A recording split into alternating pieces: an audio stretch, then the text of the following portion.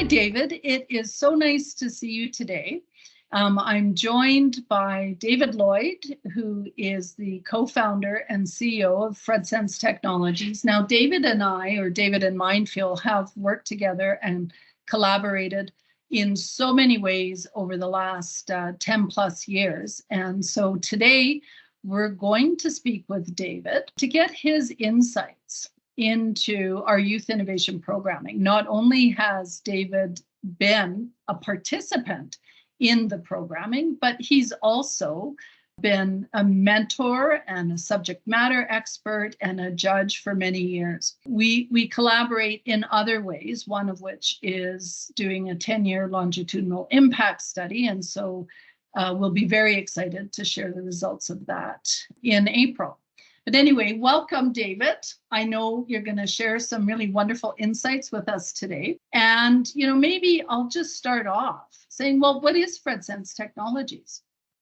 Sure. Thanks so much for having me, Cassy. It's a pleasure to be here. FREDsense is a water instrumentation company. We build portable field kits to help empower communities and people anywhere to know exactly what's in their water. And we do that by using synthetic biology and the power of genetic engineering to create custom microbes that give all of our systems the ability to detect harmful contaminants like arsenic, lead, and many others at a community level. And it's been my real pleasure to be part of a team of innovators who work tirelessly to find new ways to drive impact at a community level and use technology that is oftentimes considered inaccessible to many into the hands of the people who need it most. Wow, that's a really exciting overview. Thank you. Now, here's a question. Where are you at in terms of, you started the project in your post-secondary years with a team of very talented colleagues, and you came into many programs, one of which was the Geek Starter program, which is a program that MindFuel operated for years. You worked with Alberta Innovates Tech Futures then, and also MindFuel. And you've iterated and iterated and iterated, and now you've commercialized. So how would you describe where you are today in this life cycle so far of FREDsense? Yeah, it's been quite a journey from where we started to where we are now. So FREDsense is a Calgary headquartered company. We have about 15 employees. Our lab is located here. We have a 6,000 square foot space that we operate out of. We have commercialized and launched a product within the water utility drinking water market for arsenic analysis. We have global partnerships with synthetic biology companies, some of the largest in the industry, as well as prominent global brands within the water space.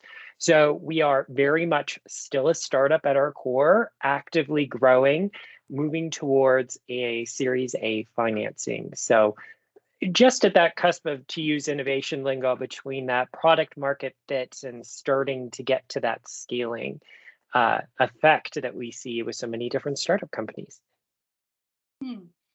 It sounds like a very exciting time, not just currently, but the journey that you and your colleagues have been on.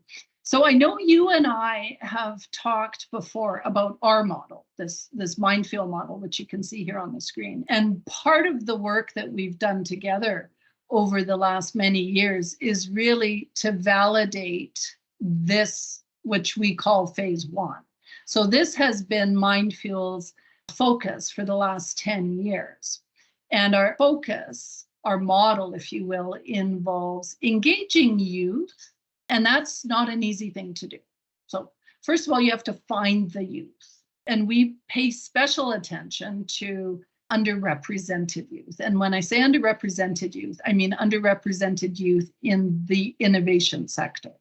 So we have a minimum enrollment requirement, 50% female, 5% Indigenous, 30% rural, newcomer, economically disadvantaged, racialized.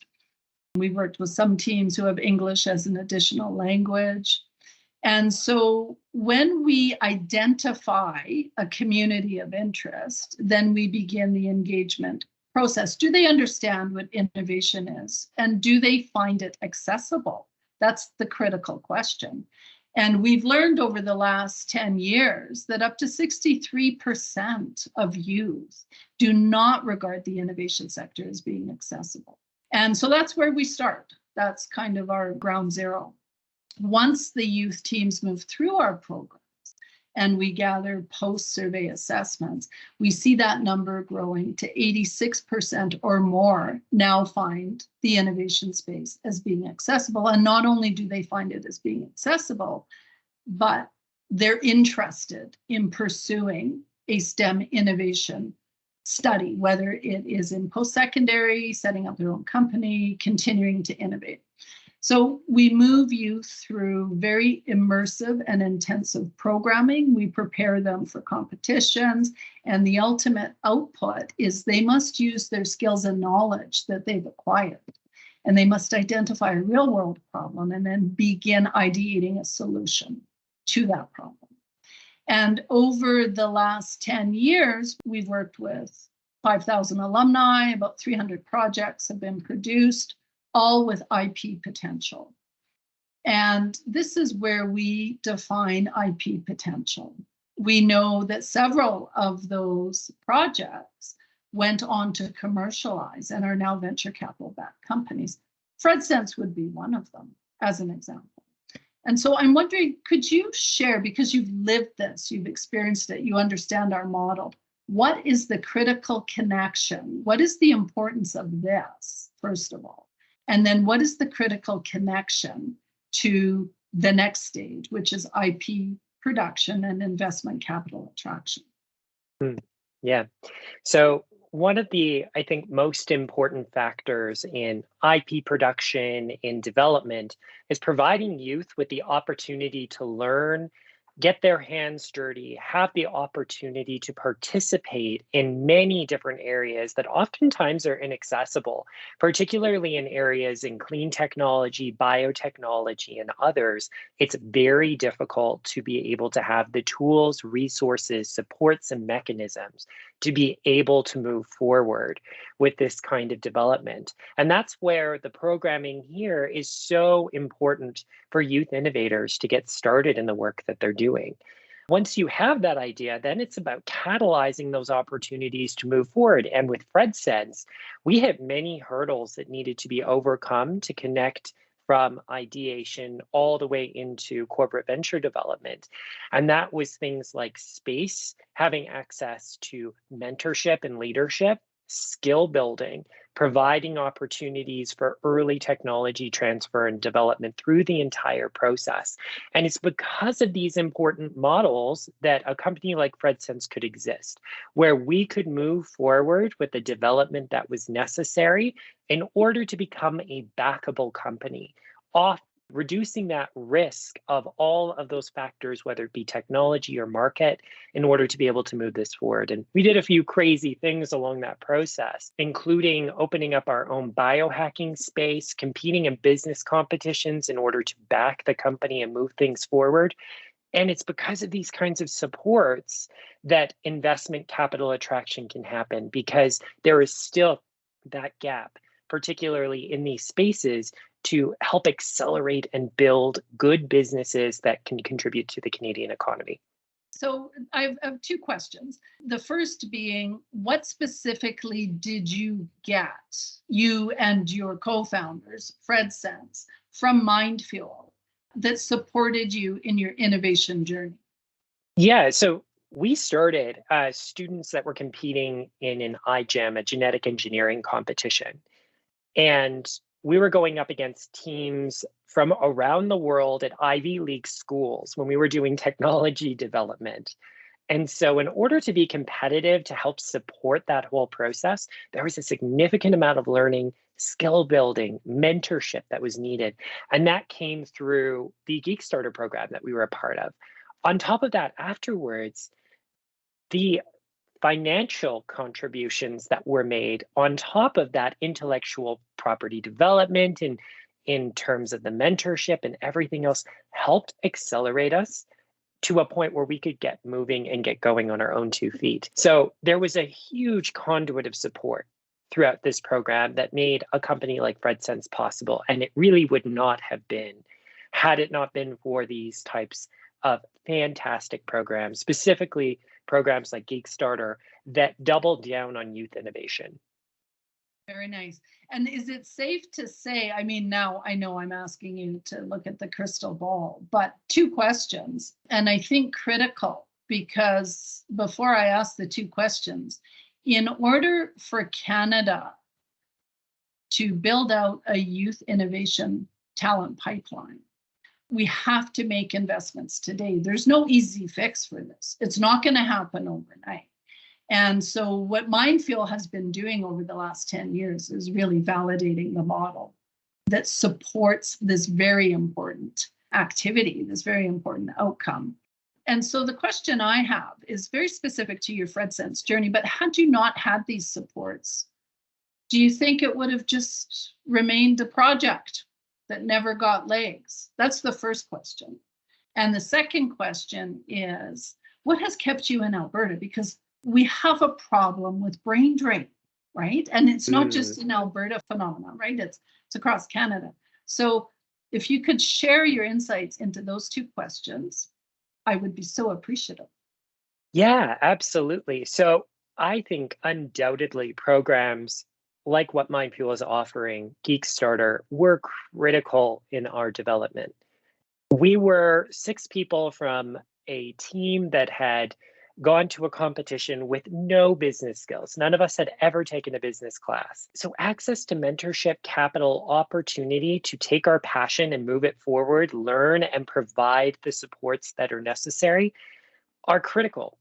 And so I can say pretty confidently, if it had not been for a program like Geekstarter, we wouldn't have been able to move forward, let alone even been in a position where we could have been competitive in this type of competition environment that we were in. And I've always been very passionate, and my co-founders included, about being an Alberta-grown company. And there's a few reasons for that, not just because this is where we're from and what we believe in this province, but also because we believe Alberta provides a competitive advantage to companies compared to where else we could go. One of the first checks that we took formally from investors was from an accelerator in Silicon Valley. And so there was quite a bit of pressure to look at where should we set up shop, especially as we're growing. And for us, we specifically chose to stay in Alberta because of the financial reasons, of course, because we could access such incredible talent here as well, but fundamentally because we believed in what the province was doing and where we were going and wanted to be in part of the exciting direction that we're taking and diversifying and looking at new industries like clean technology and biotech. And we believe in those movements here and the opportunities that they have.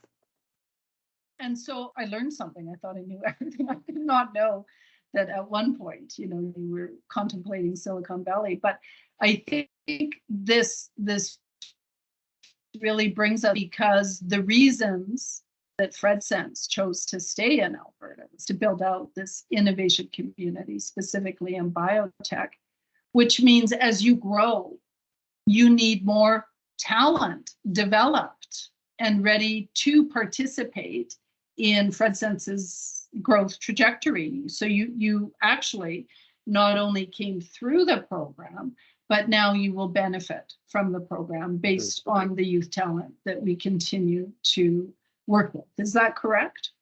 Absolutely. And we've hired numerous alumni of the program to be part of FREDsense through internships and other forms of participation in what we're doing. So it's amazing to see it come full circle where we can give back, and that participants that go through this program can ultimately help us with our journey and the impact that we're looking to make. That's just great. I'm so thankful that we had this time today, and I know you're so busy, and I'm so appreciative for the time that you've spent to check in today and to talk about some of this exciting stuff. Thank you so much, David. Thanks, Cassy. Appreciate the time.